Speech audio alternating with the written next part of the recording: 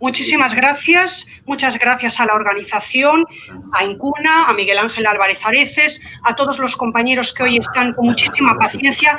Pido por favor que cierren los micrófonos. Las obras, por favor, cierren los micrófonos del host. Muchísimas gracias. Os voy a hablar, si no cierran los micrófonos, no sé si está funcionando bien el sistema. En 10 minutos voy a hablaros de un modelo de inventario para conocer y conservar el patrimonio industrial en ciudades de provincia. El caso de Évora. ¿Por qué Évora? Porque Évora fue declarada Patrimonio Mundial de la Humanidad de la UNESCO en 1986. Como os imagináis, por aquella época, lo que primaba era el paradigma clásico de patrimonio, fuentes del siglo XV, grandes palacetes, las catedrales, y es todo lo que está en esos 4 kilómetros del perímetro de la muralla medieval.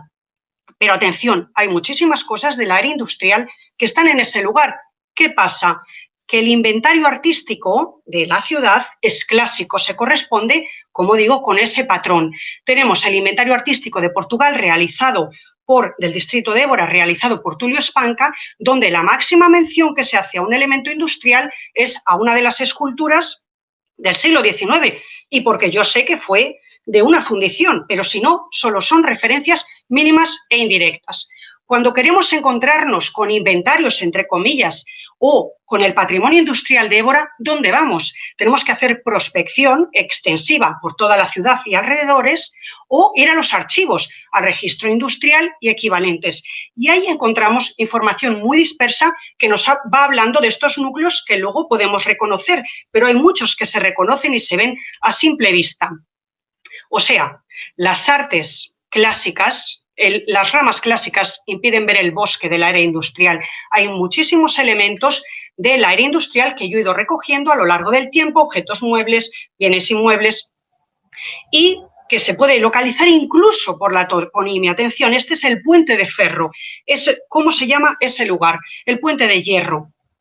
Sin embargo, no aparece registrado en ningún inventario como tal. ¿Cuál es la solución que yo doy?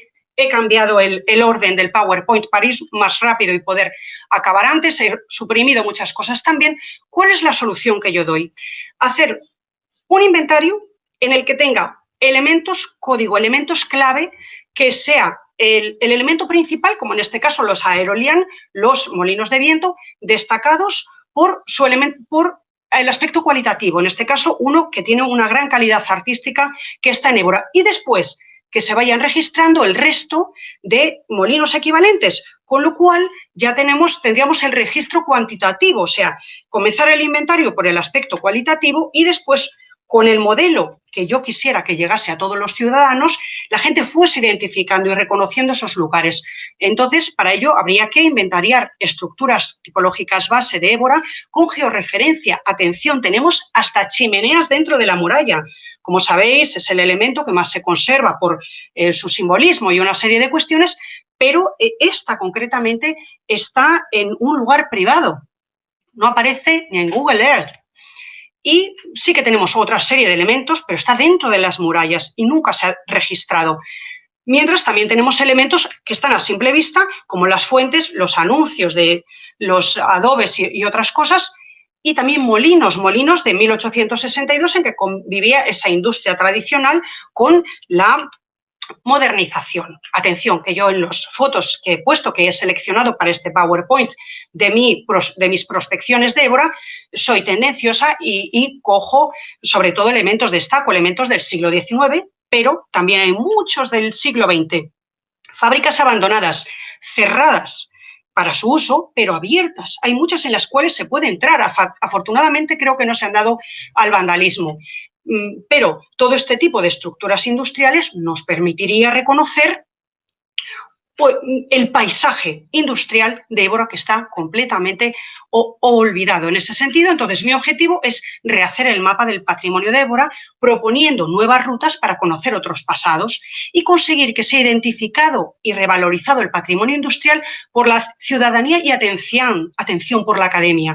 La academia es muchas veces la que puja por ese sentido clásico tradicionalmente reconocido, o sea, estudiantes y profesores, todo el mundo coordinado para comenzar a realizar ese inventario. Bueno, ¿Cuál sería la forma de recoger, de registrar? Como sabéis, realizando un inventario. ¿Cuáles son sus objetivos? Todas las fotografías que pongo aquí son de lugares industriales de Évora, que no están registrados, como digo, en ningún inventario y que mucha gente de Évora ni siquiera conoce. ¿Cuáles son los objetivos de un inventario? Conocer, valorar, proteger, salvaguardar, conservar, hacer intervenciones patrimoniales, gestionar. En este punto, Évora es una ciudad con un turismo elevadísimo, es uno de los principales motores de su economía, en diferencia con otras zonas de la región de las cuales ella es la cabeza. Este turismo no se ha gestionado y podría dar lugar a nuevas intervenciones culturales y otro de los objetivos esencial, difundir y dar a conocer. Como sabéis, los inventarios son elementos esenciales para comenzar ese conocimiento del patrimonio, su gestión, etcétera, pero tienen limitaciones, como mostraron los dos planes nacionales de patrimonio industrial de España, los dos movimientos principales, en resumen, del año 2000 y 2010. O sea, siempre se ha hablado de que hay que revisar, hay que volver. Cuando vamos al caso portugués, ¿qué nos encontramos? Pues, de nuevo, o un concepto clásico del patrimonio que prima en todas sus bases de datos, o que cuando sí que hablan del patrimonio industrial, se refieren básicamente a las grandes iglesias del patrimonio industrial, a las grandes estructuras, a la Real Fábrica de Paños, a la Real Fábrica de no sé cuántos, cuando eso sabemos cada vez más que es un patrimonio muy limitado, un porcentaje muy limitado.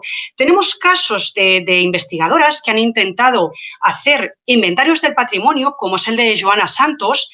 ¿Qué hizo ella? Con el sistema de georreferencia ARCHES marcó todos los lugares industriales, pero ¿cómo los encontró? Se fue a las constructoras, les pidió los informes. Es decir, muchas veces no se hacen inventarios, no se llegan a hacer inventarios porque tanto en las excavaciones de arqueología industrial como en las intervenciones urbanas, esos resultados no son publicados, se quedan en los informes de esas constructoras. Atención, muchas de ellas, como pongo aquí, ni siquiera la respondieron, otras enviaron todo lo que habían encontrado y ella pudo hacer un breve inventario de esa zona, pero muy limitada. Atención, ¿cuál es el objetivo cuando se hace un inventario y un catálogo?